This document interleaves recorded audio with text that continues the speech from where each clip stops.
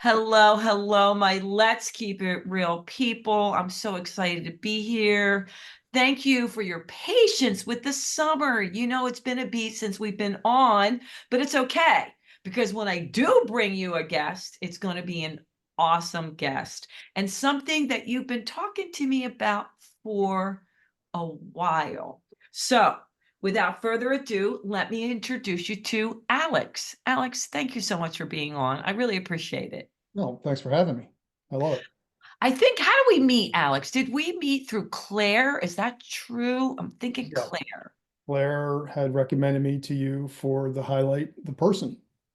And Oh my God, for Prop Up Tuesday. That's yeah, right. And then I met you and I'm like, wait a minute. You have to become on Let's Keep It Real. yep, that's how we met. Yeah. And you also, I think you know a good friend of mine, Bev Weinberg. Oh, yes. Bev is just a good human. She's awesome. Good humans attract good humans. All right. Well, I want to read your bio and then we'll go from there. Okay. And if I bastardize your last name, you'll tell me. Okay. No worries. Alex Pilkington is the CEO of I'm Able Foundation. By the way, that's a beautiful name. I'm Able Foundation. I love that. A former Army Ranger. I have so many fun things about that. And a two-time entrepreneur. And he is leading a movement to empower people with disabilities through adaptive fitness and inclusive programs. He brings mission-driven leadership, strategic discipline, and a passion for building lasting impact. All right, Alex, what we do to all my Let's Keep It Real people, you get to pick. Ready for this? You get Okay. to pick one word that pops into your head that best describes your past 30 days, and then you get to tell me why you picked it. Driven. Okay, let me write it down. Why does that word pop into your head? Just in general, I'm a driven person. Um, the when you say the last 30 days, the work that we're doing here at the foundation, as I communicate to the team, it's a sense of urgency, right? People need us to do the work that we do. And that's what drives us to do what we're doing and to continually improve and get better and deliver. Why in the past 30 days is it more? Like you're saying, yes, I'm a driven person, but we have a sense of urgency right now. Why right now? Well, there's always a sense of urgency. So Ah, the last 30 days is no different than the last, 18 months. ah, okay. So yeah, that's kind of how it rolls together. All right, let's take a step back. Okay. Okay, you're in the Army. Oh, yes. Yeah. Oh, yes. I didn't know how far back we were going, but okay. We're in the not we're in the Army. I thought you were going to come out and bring on your uniform. All right, now I'm ready. Why that decision? Why did you go in the Army to become an Army Ranger? So it was a funny story. So at that point in time, I grew up kind of in a rough neighborhood, had a rough start to life. I got to a point where, I was living on the streets, couch to couch, if you will. I made it through high school and I had a decision. Two things I was up against is one, I didn't know how to cook. Two, I didn't have a place to live. So I thought, hey, why not join the Army? First, I tried to join the Marines and they turned me down. Um, and then literally walked out of the Marine Corps recruiting station into the Army depot there. And I said, give me the hardest thing you have. And they were like, yep, sign you up right here. So that's when I enlisted and went through the Ranger program and served in the 3rd Ranger Battalion.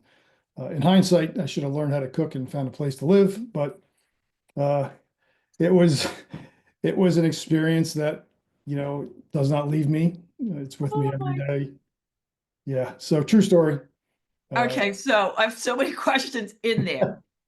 So you need a place to sleep. yeah. Check. You couldn't cook. You need to feed yourself. Okay. Whose idea though? What was like, okay, I'm going to go into the service. Like that's what I'm going to do. You just, or did you think there was no other choice? I mean, you hit rock bottom and that's what was left. No, I mean I was walking on rock bottom, so I was comfortable with it. I just knew that I knew there was more about me and more for me, and I needed a better start. And, at that point in time, I wasn't ready for college. That was just not even an option from an even Yeah. affordability perspective. So the Army seemed like, a good place where I could get a start, right? Okay. Okay. And was there any family involvement here? Like mom, dad, sisters, brothers, anybody trying to help No, you here? no, I had a, we'll call it a dysfunctional family. Oh, another one of those. Yeah, yeah. No, like I said, I've been driven since birth, so Yeah. yeah, make my way. Okay. And how long were you Army Ranger? So I did my initial 4 years. Okay. So, And the way you talk about it, it was an experience, but it's not one you would choose again. that's always that funny question, right? It's like, would I choose it again? You know, if I didn't know then what I know now, I probably wouldn't have chose it. But Okay. Of what I've gotten from it, and there's pros and cons to it, but course. the things that I've gotten from it have uh, benefited me, if you will. Okay. I've the leadership model, my alignment with values of team leadership, how to treat people, build culture, all of those things serve me as I continue to move forward in my personal and professional life.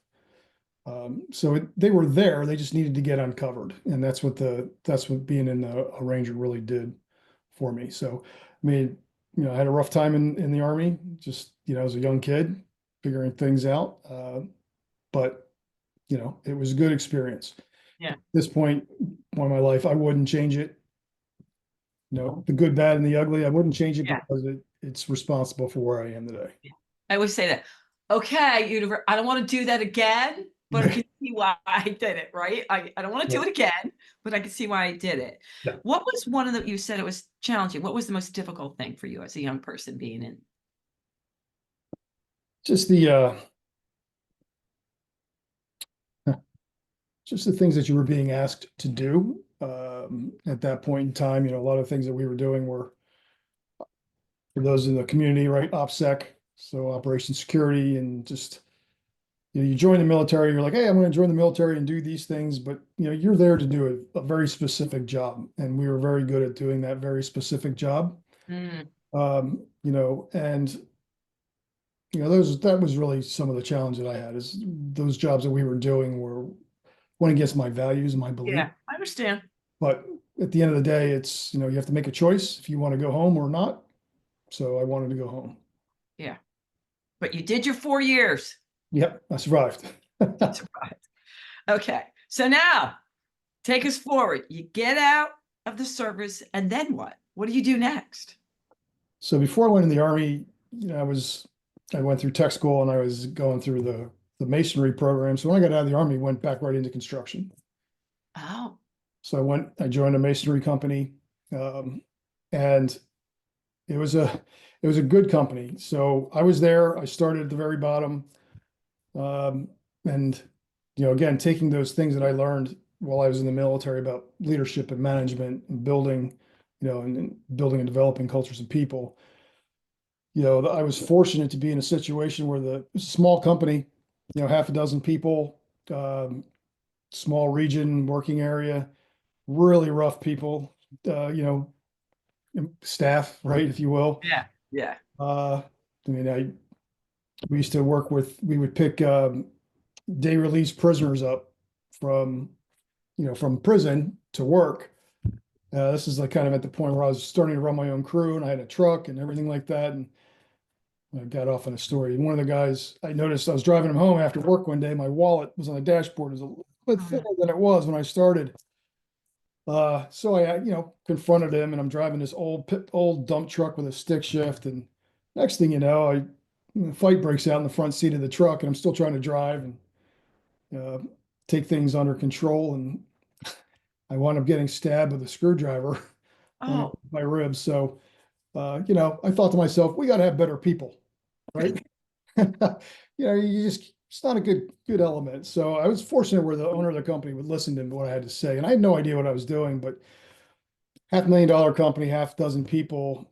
time I was there, we brought them to about 15 million, doing work in 3 different states, Oh, close to 100 folks, implemented marketing and HR and standardized contracts, got preferred vendors. So we would, hey, if I buy all my materials from you, will you give us a discount?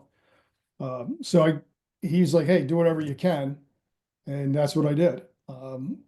And we got rid of those people who were going to stab you with a screwdriver and got, an upside. yeah, got the right people in the right seats. And, I thought, hey, wow, this is something I really enjoy doing. I wanted to kind of do it some more. Um, so yeah, that was my story of construction. And then at that point, How many years were you there at that company? oh boy, 12. 12. Okay. And take us about how old are you when you left that Yeah. company? So I was just about 30 when I left. Oh, Yeah, so 10, 11, 10 years, something like that.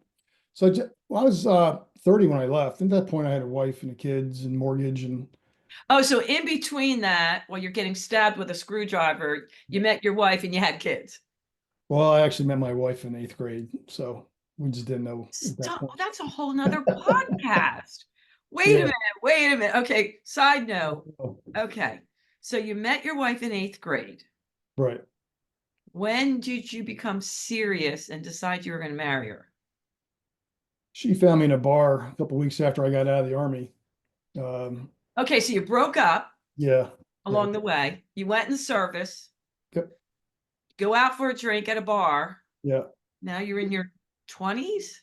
Yeah. My early 20s. And then the caveat there is I grew up in an alcoholic environment, so I didn't drink. Joining the army made me drink, so I continued it for a little bit, but it stopped. Okay. Diet Coke, club soda. Okay. So Yeah. now you meet your wife, Yes. but you hadn't seen her in how many years? 5. Okay. Yeah. Okay. Then what happened? Tell us more. We liked Yeah. it. So you're in a Well, bar. What's her name? Kelly. Kelly. Yeah. Haven't seen her in 5 years. Yeah. We closed the bar. We stood in the parking lot until 5:30 and talking. I went to work with, no sleep. Still riding high, though. Still riding high. Yep. And we've been together ever since.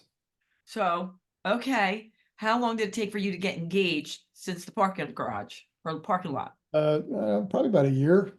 So, and then, So you dated a year and you yeah, got a married. year, and then got married in October of 05. Okay. So, So yeah. while you're at the screwdriver in the ribs company, Yeah. you were raising kids, right? Yeah. And then you left there after 12 years. Okay, we're Yeah. with you. What Right. happened next? So, she came home one day with a computer. She was working in the corporate world, and she's like, "Hey, they're selling these old computers. We should buy one." And I was resilient. I'm like, "No," or, I resisted. We don't need one of those. I think my exact comment was, we already have a microwave. We don't need one of those. So that led me into going to. I wound up hurting my back pretty badly, so I was in a position of I got to make a change. So I decided to go to computer school. Ironic. Wait a And minute, what year are we that you told her it was like your microwave? 2000. Okay. Yeah, 2000. So we're very early 2000. So this was like January of 2000. So I went to computer school, did my 8 or 9 months, 8 months or whatever it was in the computer school. And mind you, I was the older guy in the class and everybody else was getting hired. Uh, and I quickly realized I wasn't. I had one interview. The gentleman had made a comment. He's like, well, yeah, you're not exactly what I was expecting because, I had what on my resume. I didn't have any experience. Uh, So I was in a position like, okay, now what? I didn't want to get divorced. I didn't want to lose my house. So I got to figure Or something your out. kids. Let's Right. not forget them. Kid. So I did what most people would do. And I started a technology company with my 8 months of experience. My That's what that was on the forefront of my tongue. Yeah, let's start a company. Yeah. One of my very first customers was like, hey, can you build me a web server farm? I'm like, yeah, absolutely. I can do that. Literally went home, Sandy, got on the computer, dingling, dial up, and I'm like, typed into Ask Jeeve, what is a computer, web server farm? Uh, so it was kind of Ah, the I wound up hiring a lot of people that I went to school with in the computer school because they were smarter than I was. I knew good that. move. Good move. My wife at that time had started a law firm. So I wound up getting her and her partner. I wound up getting, their technology Good. work, which Good. which escalated into other law firms and so on and so forth. So I wound up running that company for about 6 years.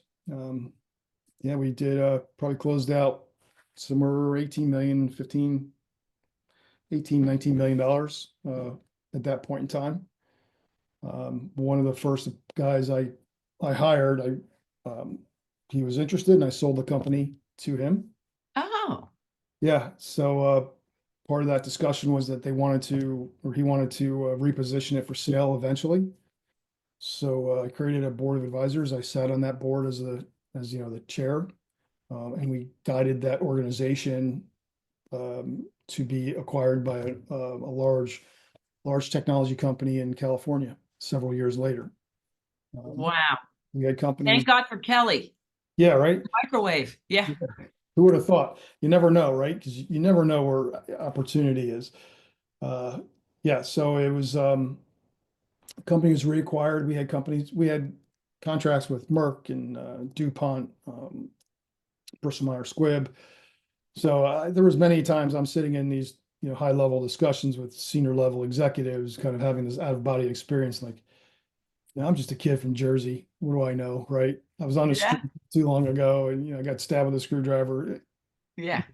I've been stabbed twice, so just to get FYI, it's not like it's a thing. So you know, That's it's two things more for me. I don't think. so it was just like this, and never really had that imposter syndrome because I'm like I can figure it out, right? Yeah.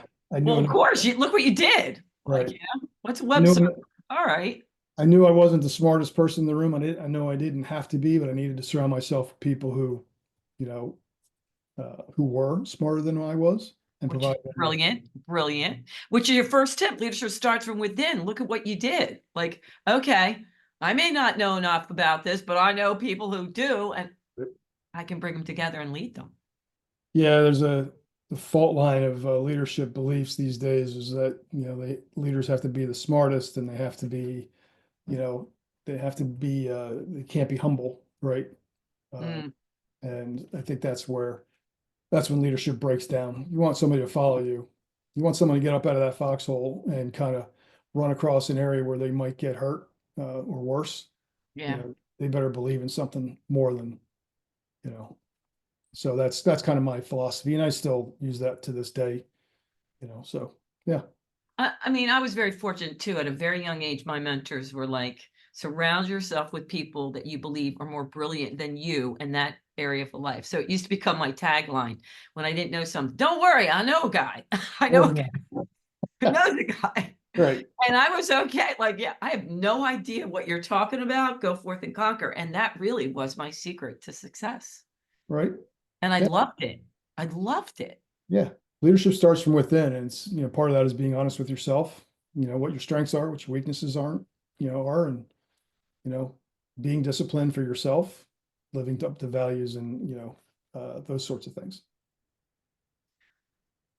I'm not saying all leaders have to be this way, but I owned health clubs, and if Yeah, something happened and the maintenance guy wasn't there, I'd be going in plunging the toilet. I wouldn't send my staff in to do something I right. wouldn't do. And they were like, you shouldn't be doing that. I'm like, well, I'm here. On, right.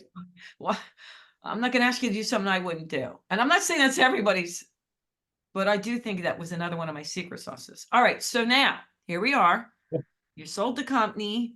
It's surreal. All from starting with your wife bringing home a computer that you didn't want to have anything to do with, but then you didn't want to get divorced and lose your home. So yeah. why not? Okay. I Now, did. what are you going to do? Travel around the world after you sold your company? Oh yeah, no. No, I went looking for that next thing. I did some consulting for some of our clients for a while. Merck was one of them. was an area that I thought that I enjoyed being, consulting to me was always I like to help, I want to be involved in things. I want to, make things better. So the consulting route was a good avenue, my Mm. release for that. Um, and then I wound up getting, kind of get attracted to the startup world. Oh, So I wound up joining this other organization. It was a startup, a couple of years old at that point in time. Fortunately, this is like 2008. I came in, was number 3 or 4 at the leadership level.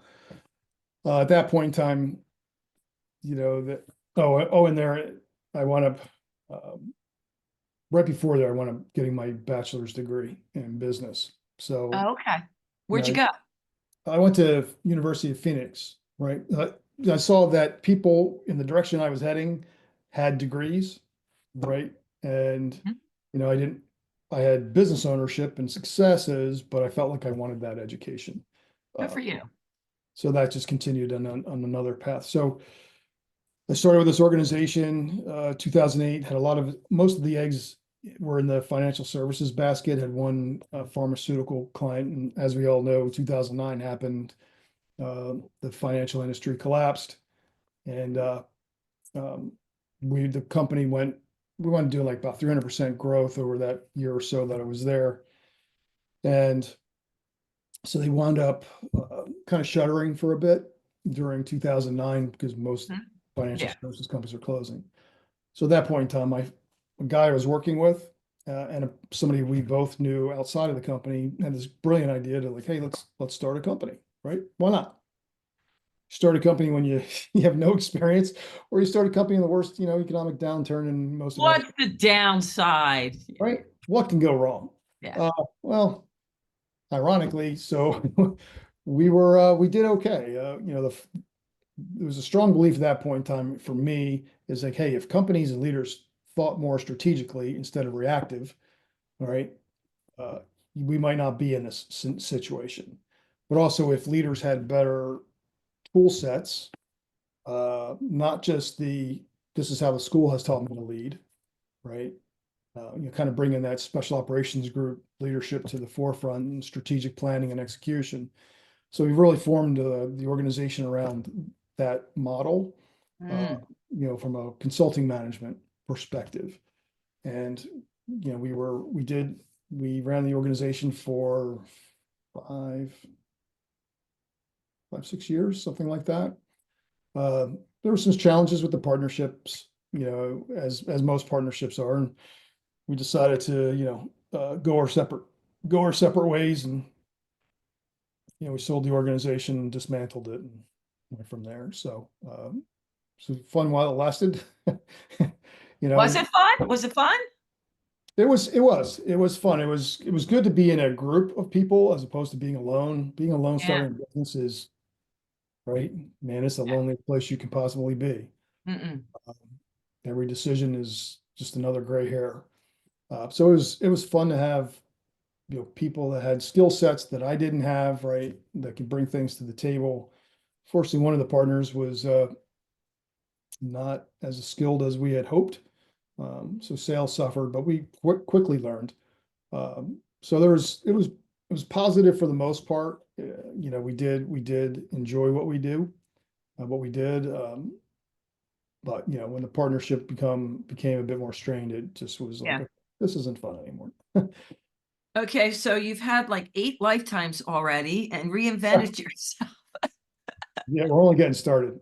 I know, and it's like we're still at this end. Yep, Okay, so now let's take a breath here. yep. And I'm seeing the pattern of you really, really are great at leadership, and you're realizing it through everything you're doing, your skill set. Like can you tell at this point? Um, I mean, I've always had confidence in myself, my Yeah, ability to, adapt and learn. Um, but I'm cautious about saying that I'm an entrepreneur. I'm not. I was put in two situations where I had a choice. And the choice, I made the choice and I started organizations because I had no one else to depend on but myself. And I knew I wouldn't let myself down. Right, first place, first company, because I couldn't find work. Nobody was hiring me. I was too old, too whatever. Second, it had to get done. The world was crashing, and then like, why not Yeah. start? So, I've never really, I I never, get it. You said you became an entrepreneur out of necessity. It's not like you're saying you had this bug in you, but yeah, it's still an entrepreneur, whatever way got you there. But I understand what you're saying. Okay. So for the people out there that are listening, who, whether they are entrepreneurs or they always want to improve on their leadership skill, I got a few questions for you. I'm okay, gonna stop you right now because we're still not even getting into I am able servant yeah, leadership. So I can't even wait for that. All right. But I got a bunch of these. And so we'll just call him Billy Bob because I make up names. okay. Okay. We'll just go with it. Oh, Uh, this sounds. Dear Alex, okay. My dad has been drilling me since a kid. Be a good leader. Lead by example.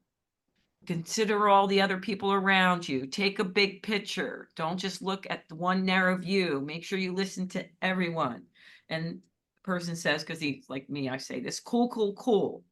But what happens when you have a boss who sucks wad and doesn't do that? And every time you have an idea, he steals the idea. And all you want to do is do a great job and work your way up. I don't want to be an entrepreneur, but I don't know what to do within the company. Should I just leave? How can you answer that? But I'm throwing it out, Alex. Yeah, so I mean, the reality is that if you have that type of person who's, responsible for you and they're acting in that manner, they're not a good leader. They're not going to recognize you for who you are. You are not going to progress in that environment, right? If that's the culture of the environment, right, then you're not going to move anywhere within that organization. The quicker you realize that, and then the quicker you begin to plan and for those next steps to help to position you as best as possible in your next position, the better off you're going to be. It's Ooh. Yeah. right. Everybody has an energy, whether you buy into that or not. We all have an energy. And when you're in the right place, your energy is accepted, it's amplified.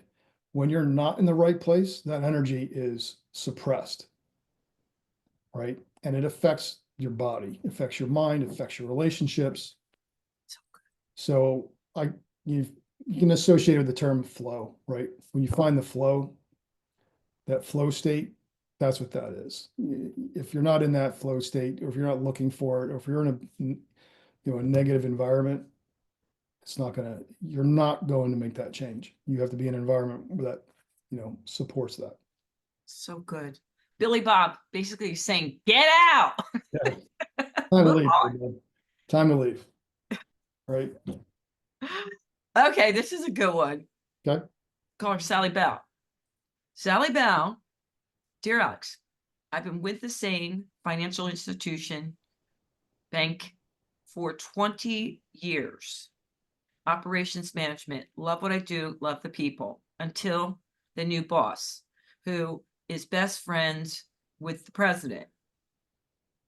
I'm just going to say it. I don't think there's a human that likes him.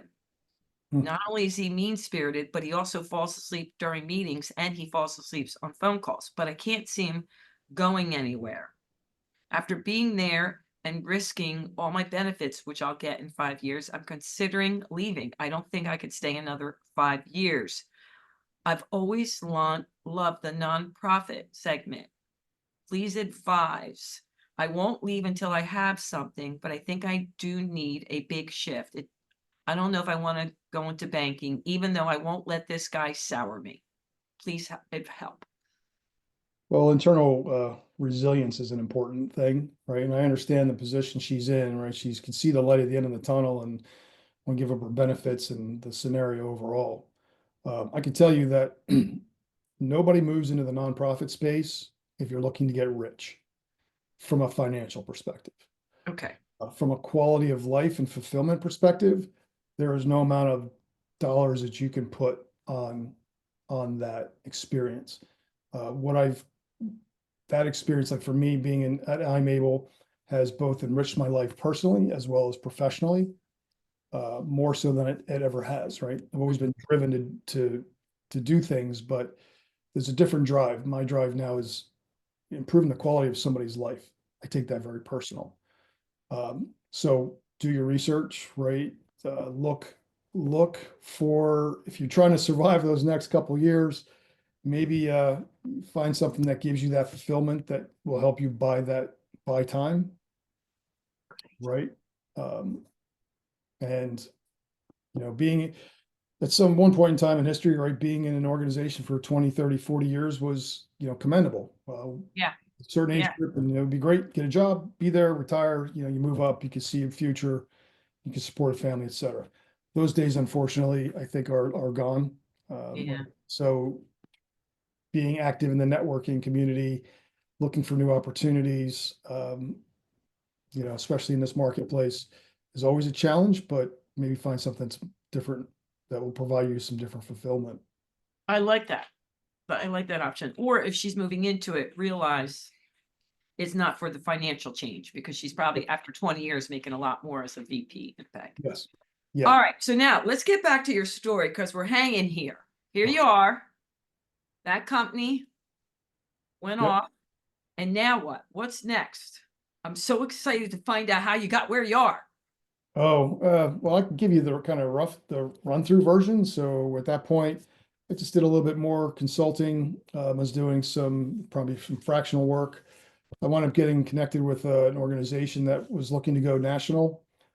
So a small financial services company. Okay. Um, so I Still was, in the financial world. Still in the financial world. yeah. Well, I mean, first organizations were really kind of agnostic to industry. We had a niche, but so it's a financial services company. I was there for 3 years. I wound up taking them national. We've opened up several branches in a few different states, several different states. Grew staff, grew revenue, provide Seeing a service. pattern here, Alex. I'm seeing a pattern. Yeah, yeah. I get a lot of fulfillment in that, as I call it, parachuting into the firestorm. Uh, Yeah. there was some challenges with this organization, unlike any other that I've ever experienced. The leader of the organization was uh, not a good person. We'll call it that. Okay. Yep. So I was there. We took them. We accomplished what we set out to accomplish. So we were there. Um, After that, I guess I was kind of back in the consulting space doing some fractional work. I wound up taking a term role with a bank in North Carolina. So I was there for 2 years, commuting back and forth. Are you 90? No, no, no. Uh, Oh my God. so I was with them for a little bit, helped them to move the needle on a lot of different areas. Enjoyed that, really enjoyed the people and the culture there. Um, that role ended. I came back to PA and started really focusing on the fractional COO type work. Oh, I was really enjoyed that part of it. I believe that's when surely a few years after that is when I got connected with Claire Kohler. oh yeah. Yeah, we wound up developing, we just clicked. I don't even remember how we met, but we just clicked on the leadership component and we wound up developing a leadership model off of both of our experiences, the 5 pillars. Yeah. Right. And Love that. I love the 5 pillars. we wound up teaching a leadership cohort almost a year, I guess. So we developed the plan, the material, the content, then we wound up teaching it virtually. It was kind of around that time frame. Really enjoyed working with her on that. Really enjoyed being able to get those years of experience out of my head into some type of content and made a few videos. That was a lot of fun. Yeah, she's Yeah. great. And then, or I'm sorry, actually before I met Claire, that's right. I held a role with a startup as a chief strategy officer. Very short term. On that one, we wound up not getting our funding series, and it was a leadership company that was trying to develop a leadership model for civilian executives based on the special operations leadership model, which obviously I was like, hey, I can do that. Sounds Yeah. good. Ironically, yeah, it just didn't work out, but we missed the series, the funding, and then I met Claire. She saw that. Yep. All right. Yeah. So I want to just get like Yeah. for all the people out there. I get so many people writing in that they're afraid to leave or quit or do this because it may not work out. And I'm looking at different things, and some worked out and some didn't. And you got some things that you can say were takeaways, and then this didn't work out. Right. So, do you not have that fear of failure? Because to me, No. I look at failure a different way. When I don't, not that I don't want to succeed, but if I don't put myself out there, that to me is failure. If I don't try it, I'm failure. Right. You're right. I think I have a healthy fear of failure, right? But I don't, it's not a fear of failure as much as it is like, okay, the only failure is something that you're going to not learn from. Like, that's when you fail. So if I'm able to learn, Point. if I'm able to learn from that, that failure. And also, I think the part that most people miss too is like failure is a good learning experience, and it's going to happen. It's how you treat yourself after that failure is the important part. Because, hey, I failed. I'm going to beat myself up. I'm a loser. I can't do anything. Yeah. Whatever that language you're using, that negative language you use towards yourself is what you replicate. One of my 5 points, right? Your habits determine more than you think, and what you plan for or don't will happen. So failure is a tool that you can learn from and I like the fail fast model, right? Figure it out, fail fast, plan, do, Hmm. check, act. So, I mean, I've embraced the fact that I'm going to fail. And that's understandable. I don't want to fail at and have it cost somebody else, right? So, I've always done like an assessment, the internal and external assessment of failure. Okay, what did I do? Can I Yeah. improve? What external factors had a contribution to my failure? Okay, what can I change? What's within my power? So that's how I approach it. It's surprising. I was meeting with a group of entrepreneurs, and there was like 200 of them. And the biggest thing is still, and they were young. Keep that in mind. They were young. They still in their heads, I'm going to say at least 80% of them, they said they wouldn't be able to handle it. That it would be mind blowing. And then what would they tell their parents? That's what I kept hearing. Like, well, I Hmm. have to go full in. I told my parents I was going full in to this whatever they were going to start up. And it didn't work out. I hear this over and over again. But if I go back to work part time, I'm going to look like a failure to my family. Hmm. Yeah, no. Right? So Uh, I would love for you to answer that because I get that over in your words. Like I remember I met this guy who was a medical doctor and he stopped doing that on the side because he wanted to help people and he did it, but he wasn't making money after a year. And he has 3 kids. And the wife was trying to support him, but there was all the savings running out. And I yeah, said, "Did you like being a doctor?" Because, yeah, but I didn't like working for that group. And I was like, "Well, did you consider maybe working for another group while you're trying to do, let's just say, make right, money off a podcast, right?" right. And finally, when I got down to it, Alex, it shocked me. He's like, "But what do I tell my mom and my brother?" And this guy was in his late 30s. I'm like, What about your wife and 3 kids? Very good point. So how Right. can you reframe that so he doesn't feel like he's failing if he has to work part-time or full-time while he's building up the business? If you look at my resume, my LinkedIn, whatever, it looks good on paper, right? And you can say, oh wow, you can see the succession and everything like that. And you know what? I wish I could align with that, but a lot of that has just been, I have to make a decision. I have to react and respond, right? I didn't have a clear path.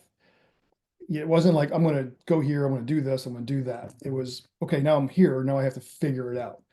And I know, especially like in the first business, even with the second business, I thought I knew something. Well, then, there's some applicability, but not exactly. So you still have Yeah, to figure it out. And, I think if you're, hmm, I've never had that experience as far as, well, if I fail, what am I going to say to my mom or whatever? Uh, yeah. right. The fact that, I was in a And situation. he's never gotten approval before. So he's trying to get that approval. Yeah, that takes me back to the leadership within, right? You have to be responsible for yourself, right? Your approval is what you feel you should approve. It's what you believe is the right thing to do, as long as it's healthy and ethical and all Yeah, those things, right? That's your guide. If you're living by someone else's stick, right, and they're guiding you, you're never going to match up, right? You have I to, like that. Somebody else's stick. right? You're never going to measure up to someone else's, whatever. And I think the sooner you kind of embrace that, that's a good start. But entrepreneur, or whatever you're doing, failure is a tool to learn and grow from. If you change that perspective, right? As in I said, my tips here is like the growth mindset. Yeah, This didn't work out. How am I going to do it differently? Right? Like how many times are you going to reinvent the light bulb? So failure is a tool, just I like love that. success is a tool. I love that. That takes so much pressure off yourself. Right. And you got to be kind to yourself. Yeah. You said that right before we cut on. I'm gonna be kind to myself. I always say I'm giving myself grace here. Yeah. I'd like to say the perfect thing and, everything along those lines, but you know what? I don't sometimes, and that's okay. Yeah. Um, right. My More actions than speak out for my actions will speak. yeah. All right. I knew this. I knew we were going to keep talking. We're going to be running out of time. And I want to make sure we I get mean, to where you are now. yeah. So take us after Claire. Okay.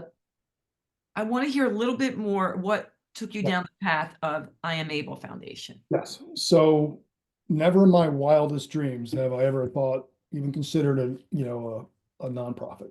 So I met the founder, so we had a mutual connection that said, hey, I have this veteran friend, he's in Reading, would you be interested? And I'm like, yeah, I'm always up for meeting veterans. And then he says, well, he's a Marine. And I'm like, well, never mind. So hopefully there's any Marines out there, but no. So I wound up meeting Chris Keg, who's the founder of I'm Able, right? Okay. Even And though he's a Marine. yeah, he's a Marine. Just one of the greatest guys you'll ever meet. Um, it didn't matter, right? So he was a Marine or not, but Yeah. so at the time, he had a for-profit gym, CrossFit, uh, or not CrossFit, it was Core Fitness, Core and fitness. the I'm Able Foundations, which started in 2007. So Chris was a Marine. He wound up developing a neurodegenerative disease, which actually turns out to be hereditary. So it Oh. started out where he started having foot drop, leg weakness, led to canes, two canes, crutches, eventually into a wheelchair. Uh, Mm. did wind up getting medically discharged from the Marine Corps. Um, but as any typical in every Marine, that is, they are not stops, right? They're not obstacles. It was just another opportunity for him to figure it out. So he wound up starting a gym out of the back of his car, right? Hmm. Being able to walk on crutches and such. He started an event called Got the Nerve, which we just had the 2 weeks ago. And Freaking love that name. yeah, so Got the Nerve is a triathlon. It's a triathlon for, we use the word adaptive instead of disabled internally, but I love that. it's You an use inclusive, adaptive, yeah. adaptive. So it's an inclusive event. It's an inclusive triathlon of all abilities, uh, right? And so That's awesome. it is, it is, and until you witness it, it's something else. So he started Got the Nerve as a way to raise funds for research for his condition. After Okay. 3 years, he was like, "Hey, I should start my own thing, the foundation." So in 2007, that's when I'm Able was founded. So I'm Able at the time started out with providing, funding grants to people. As Chris says, being disabled is not cheap, right? So fast forward, um, I was, as Chris and I had met the first time, we just hit it off. We stayed in touch. He reached out to me one day and he's like, "Hey, I want to sell my for-profit gym so I can focus on the nonprofit. Can you help?" Mm, I've had experience with exits. So I'm like, "Yep, I'll dive in." And I wasn't doing anything at the time anyway. So I'm like, "Dude, see what we can do." perfect timing. And what year is this? Tell me what year. 2020,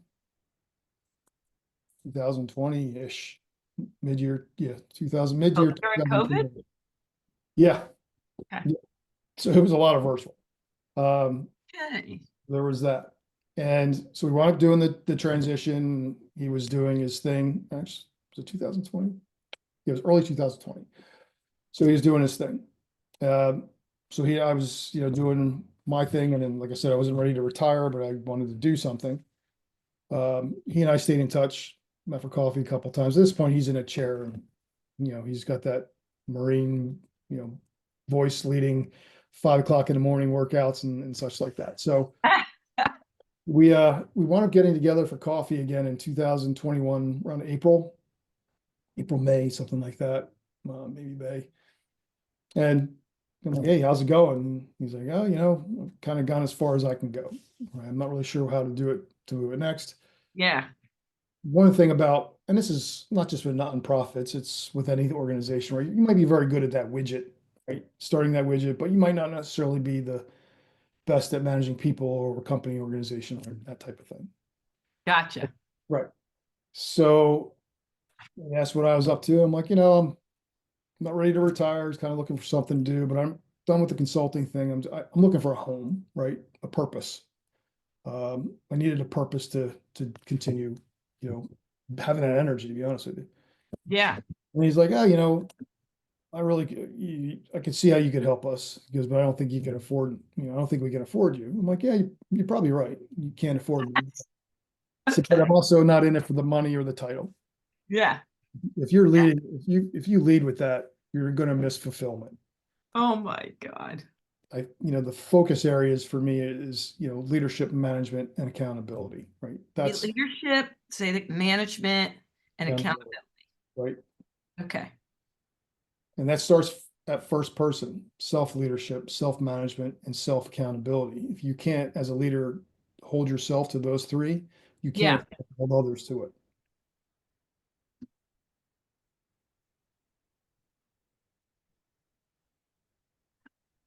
I'm thinking here, it's so easy to say, okay, leadership, management, and accountability. Mhm. And some of the letters we're not getting to. We're saying, then how did so many horrible leaders get to the top and even making money? So I've gotten like letters after letters Right. of people going, so ask Alex if, they know what a good leader should be. They want to be a great leader. How is it possible that so many of these people are not great leaders in these huge companies?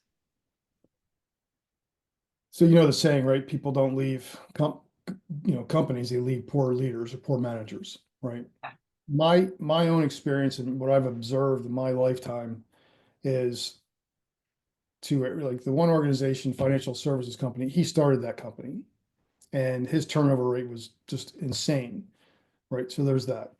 People who are people who move their way up the corporate ladder who are poor leaders generally have gotten there. And I don't, this is my opinion, what I've observed in countless hundreds of organizations is they started there, they've known somebody, right, that mirrored them, right?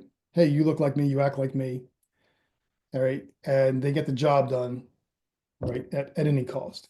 And that's what the focus is like get the job done, increase bottom line, increase sales, increase X, right?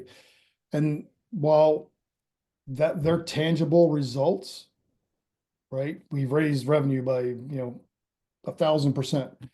The soft results, the hard and soft impact that you don't see is, okay, there's higher turnover. There's people who are just miserable. They don't like what they're doing. They're working for poor people. So those people, they know somebody, they've gotten in those positions, they've been elevated through those roles because, that person above them says, hey, you look like me, you sound like me, you be like me, right? You get results and so on. So I think bad leadership fosters bad leadership. And then I'm going to go back to what I just said, lead management accountability. There are organizations that don't hold people accountable. And that's how those people continue to thrive and be in organizations. So how do they then convince their leadership that they'll be more profitable Hmm. if they're not that way? Do you know what I mean? Because like that's the sticky wicket in. I've I had a consulting engagement one time where this company they were on the verge of bankruptcy. And they were, I would probably say they were a little less than $75 million, something like that. And I met the leader, CEO of the organization, and immediately I was just like, something's off here. And, I could see when looking at the financials and, okay, something's not off. Why are you looking you know, filing, chaptering? And as the engagement went on, I'm making these recommendations, like these are hardcore recommendations to continue not just being profitable, but continue the business. Do you want this? Right? If Yeah, someone if someone were to come to me, in one of my businesses and say, hey, look, if you don't make this change, you're going to lose everything. Well, I'm going to go, okay, let's figure out what we got to do to make the change. And I attribute that kind of to my background. So this gentleman was like, I presented the information, right? We had a whole team. This is what we're looking at. These are my recommendations of things we have to, offset, change, make different, et cetera, et cetera. And just I know the lackadaisical interest in the yeah. reality of the situation, right? There was things like, so he had this tropical water system in the building, Ooh, right? And all these tropical plants. And it looked beautiful. And it was like something like 50 grand a month just to maintain. Just to maintain. Um, and the environment was really like high humidity, so there's computer issues. It was strange. Adamant, so adamant, adamant about not getting rid of that. I'm like, you're going to choose, and the result and the pushback was, well, can we downsize the department? So you're going to choose your tropical plants. It costs you 50 grand a month that don't bring in any revenue, right? I And, got and you're going to downsize the department or people who do bring in revenue as your solution to offset cost. So I tried, 14 ways to Sunday to explain it to him. And so the lesson learned is that yeah, I want to hear the lesson learned. you can't tell people things that they don't want to if they're not Yeah, open-minded, right? yeah, And yeah, that's the reality of it. You're not going, the more energy you put into somebody to try to change them, the less energy you're going to have at the end of the day, right? yeah. So it's unfortunate and it's rampant. And I think that there are less good leaders out there, right? I had a conversation once with Claire, and she was, we were talking about servant leadership and somebody she had an interaction with, and one of her, engagements, and servant leadership. When you say the word servant leadership, there are people who are like, oh, so that means that staff, like delegating, telling them what to do. And I'm like, so they're serving you. And I'm like, well, yeah, that's kind of what servant leadership is. And like, that's the exact opposite of what servant leadership is, Yeah. right? Yeah. It's not about those people serving you. It's actually what, as a servant leader truly is, the essence of it is, and I tell this to my staff, my job is to create an environment, right, to give you the education, the experience, the things that fulfill you, that make you want to stay here, but train you to leave, right? Yeah. I want you to make a choice to be here every day because you're getting fulfillment. But I'm making you marketable in case you want to go. But my job is to create an environment where you want to be a part of, um, and that you can see success. And my job is to help you be successful, give you the tools, Yep. right, that you can do your job, with the least amount of barrier. So, needless to say, that company, after a lot of money spent on consulting and plants and all sorts of other crazy expenses, chose not to do that. He chose to chapter, restructured, closed, and reopened another organization under a different name doing the same work. With So or without tropical plants. I'm sure, same building, didn't move, changed the color of the sign. That was it. Okay. Right? So, it's they're out there. It's a real thing. Oh my, it's craziness. Okay. All right. So Yeah, Chris, we're what a back there. story. Oh my God. All right. So now you meet him again for coffee. He can't afford you. What happened? So I started with them as their COO on July 3rd, 21.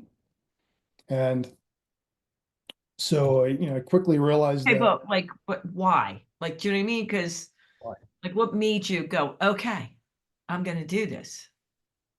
um, you know, because as you can see in my history, I love jumping into something and making it, improving it or making it better. Parachuting in. If the bush is on fire, even more the better. So, and I had no connection with the disabled community. I have nobody in my family like that. I had connection from the veteran perspective, but Yeah, yeah, yeah. that was light. So that was a whole different world to me. And you And really liked Chris, and you really liked him. yeah, Chris is he's just easy to get along with. And I liked him. And, I had like I said, it was two concerns. Is one working for Marine, which that was quickly, dissipated. But the other one was like, I have no experience in nonprofit, which turns out that, at the end of the day, a nonprofit is just a business. We still create value, we still, Yeah. all of those things. It's just we don't make more widgets and hire salespeople. So I started with them, and I guess my why is like, okay, this seems like something completely different, right? Okay. I liked Chris, and yeah, that was really, there was nothing else that drove me other than the fact like, hey, cool Right. It opportunity, wasn't a personal thing from your, like you said, your family. No. right? So being with Chris, working with him, and because he's in a chair and opening my eyes to the world, how it was for people with disabilities. So he was in a chair. When I met him, he was still in a manual chair. Um, so getting around, getting involved with things, you're like, oh, wow, this world is upside down. And one of the terms I use is like, people aren't disabled. It's the world that is disabled. Yeah. They've created an environment for the bulk of ability, right? And somehow forgotten about those other people who have different abilities. So like just say, hey, Chris, come on over to my house. Well, he can't because he can't get up the steps, Oh, right? Those simple little things yeah. that you don't think about. So as I started to get more time there and talk with Chris and learn from him, and it,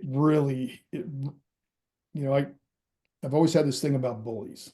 right? I don't like bullies. Well, you see a different side of me when it comes to a bully. And I just felt like the world is a bully to people with different abilities, right? Oh, And, so never there's, thought of it that way. I never thought of it that way. right?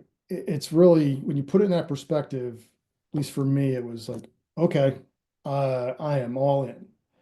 And it grabbed me. Uh-oh. Yeah.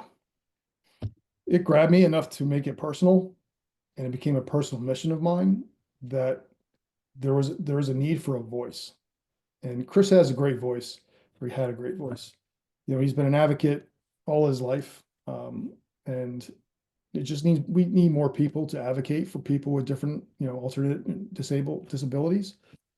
Um, because they're people, right? At the end of the day, we're all Yeah, just people. We all have a disability. Some of it you can see, some of it you can't, you know, and it's not a negative word. It's a different ability. So it was, I would say, I don't know what time frame, but it just became I became very driven in what we were doing.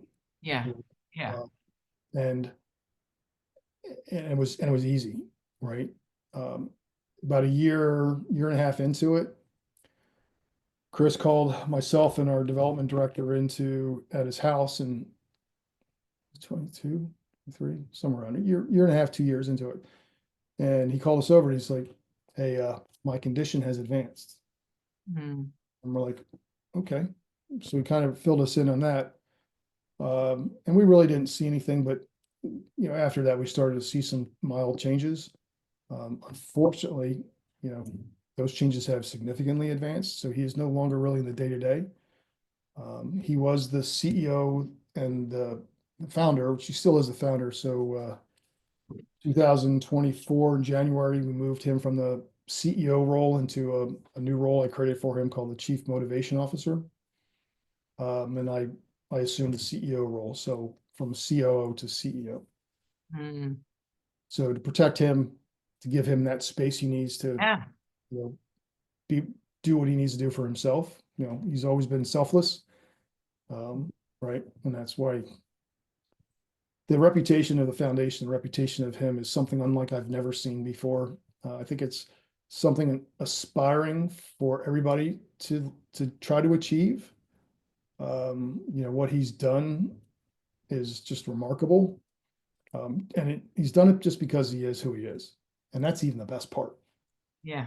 So, any of the successes that a person has, it's just, it just pales it sometimes. But yeah, so I guess we're 4 years. My math is right. We're here. We've had, incredible growth. When I I'm sure you had. So tell us, what are you up to now? Like, what's going on? Because you and I talked about it before you came on the show.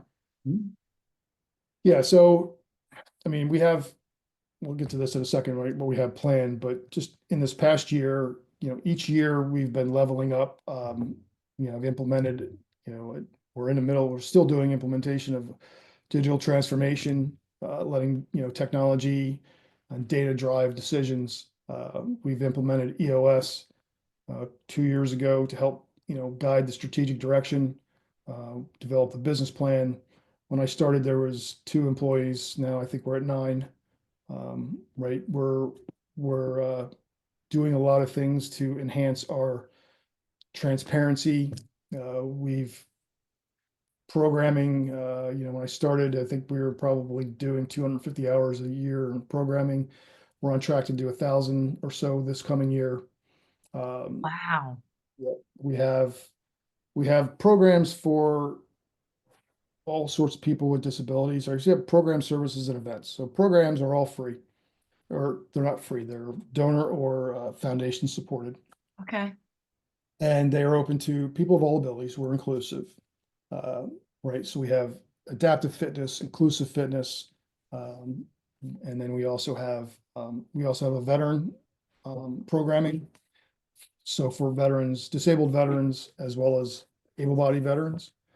From a services perspective, we have a personal adaptive training program, which is absolutely an amazing program.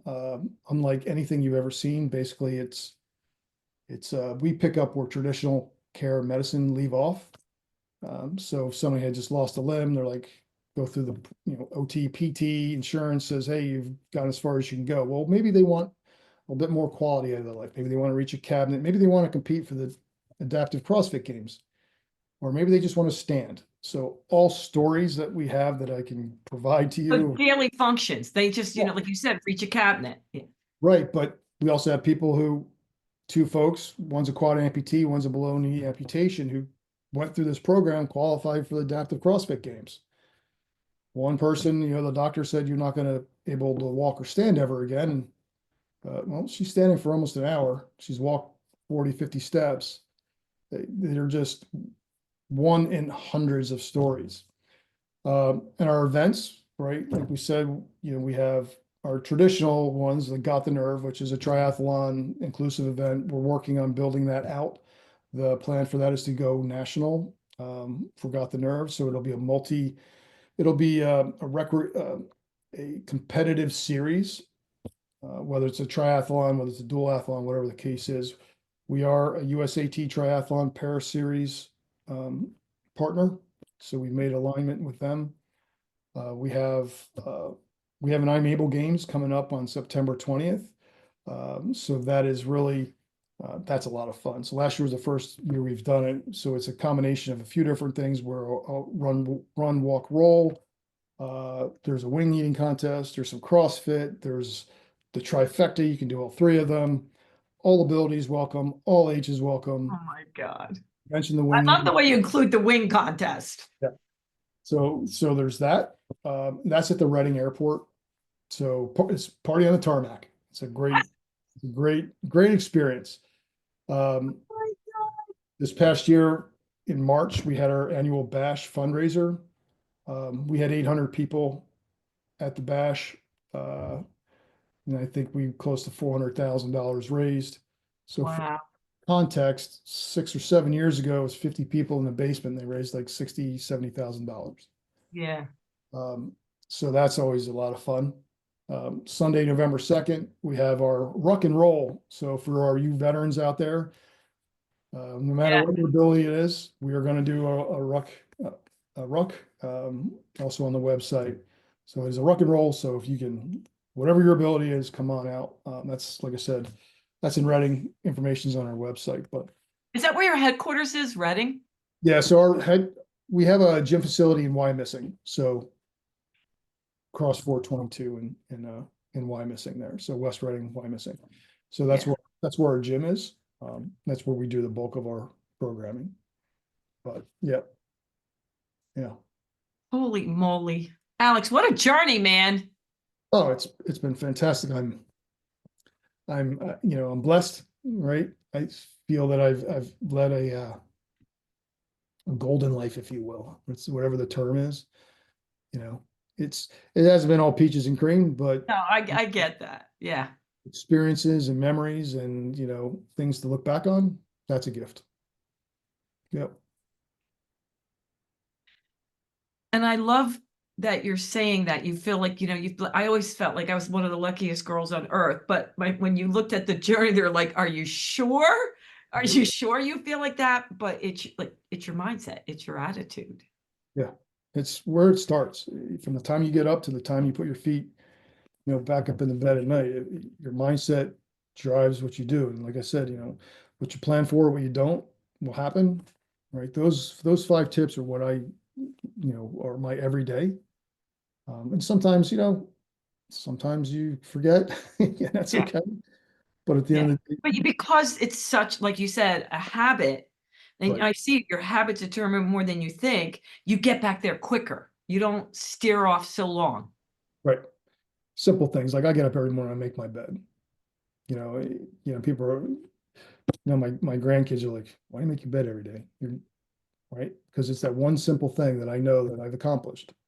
Yeah. Oh, it Right? matters. The little things. Yeah, And I'm a checker offer. I like checking off. It makes right, me feel good. right. It does. And it's like that's a discipline, right? Life is a discipline. It's mindset. It's how you approach it. you know. Yeah. So I failed a lot. I've learned a lot, you know, I'm glad you have. yep, And I yep, love what you're doing. I find it fascinating and exciting, and I'm thank you. sure there's more to come. Yes. I could talk to you forever, Chris. There's so many other places I wanted to ask questions, and we have so many questions, but that's going to have to be for another day because Yeah. even with this, we went way over. And I'm trying to decide still right now, do I Mhm. want to leave the excitement in of Dawson coming in and knocking over something? The cone of silence. Ooh. All right. Before we go, Chris, though, is there anything that we didn't get in, parting words you want to have to the Let's Keep It Real people? You know, I like that term. Let's keep it real. Be real with yourself and be humble and be forgiving to yourself. I think that's a good way to go. Yeah, because if you're that way with yourself, you're going to be that way with others, man. Leadership starts from within. All right. How can they find you? Oh my gosh. So go to imablefoundation.org. I am able foundation.org. You will see everything that's going on, what we're doing, what's planned, what's upcoming. We're going to be launching a new website in a couple of weeks, I hope. I'm so excited about that. So there's that, and you can find me on LinkedIn as well. I am an active networker. I'm also the president of CPANG, which is a executive networking group. Uh, so it's a nonprofit executive networking group. You can connect with me there. So, you know, active a little bit. So there's a couple places you can. And I am open and willing to talk to anybody because I can learn from everybody. And you never know if they're there for you or you're there for them. It's usually both. It's usually both. Chris, thank you so much for being on. I really appreciate it. And I'm Alex. did I say Chris? Oh, you know what you're doing? Because the guy is Chris. Yeah, I know. He's pretty cool. That, All of a sudden your listeners will be like, who's Chris? they'll know who Chris is because you mentioned him. Yeah. Anyhow, thank you, Alex. So I just want to thank you for Hmm. all you're doing. I really appreciate it.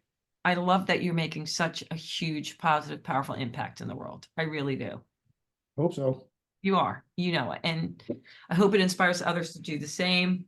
My Let's Keep It Real people, we really appreciate you being on. And Alex and I, AKA Chris, no, Alex, I'm kidding, is very grateful.